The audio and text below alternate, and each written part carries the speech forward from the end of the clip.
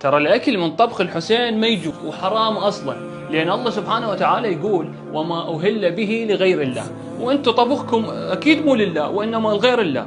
تمام، يعني هسه أنت اعتراضك على كل الطبخ اللي يتقدم في عزاء الحسين لو اعتراضك فقط على الذبح، بحيث جبت لي الآية اللي تقول وما أهل به لغير الله. إذا قصدك كل الطبخ فيا أخي لا تضحك الناس عليك، انت مو تطبخ بعرس عمك، بفاتحة خالك، بزواج ابنك، يعني هذا الطبخ مو لله وحرام لان هي مناسبات تخصك. زين ضيوفك ايش راح تقدم لهم؟ رصيد؟ بعدين اكو هواي مناسبات بيها اطعام الطعام مستحب، مثل العرس، العقيقة، شراء بيت. خاف تشكل بالآية على الذبح، يعني ما عندك اشكال ويا التمن والمرق، سالفة باللحم هم اجو وياك. انت من تذبح بمناسباتك او تذبح للحسين عليه السلام مو تقول بسم الله والله اكبر. هم سامع واحد منا يقول غير هذا الشيء حتى نعرف شلون وما اهل به لغير الله. يعني انت بفاتحة ابوك راح تسمي باسم ابوك لو تسمي بسم الله وتهدي ثوابها لوالدك.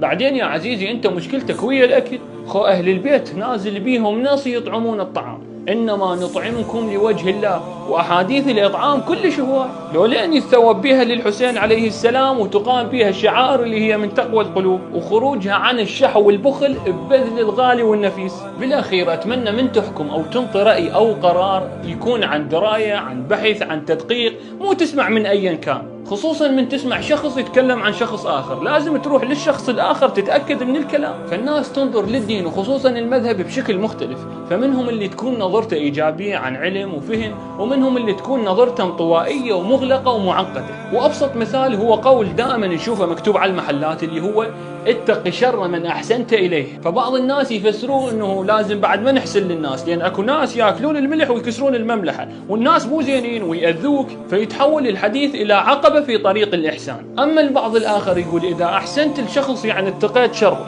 فمن تحسن إلى بعد ما راح يأذيك وابتعد عنك الشر. مثل ما يقول الإمام علي عجبت لمن يملك العبيد بالمال ولا يملك الأحرار بالإحسان. فنفس الحديث تم تفسيره بطريقتين، مثل ما فسروا آية وما أهل به لغير الله، واللي نزلت ضد اللي كانوا يذبحون للآلهة والأوثان.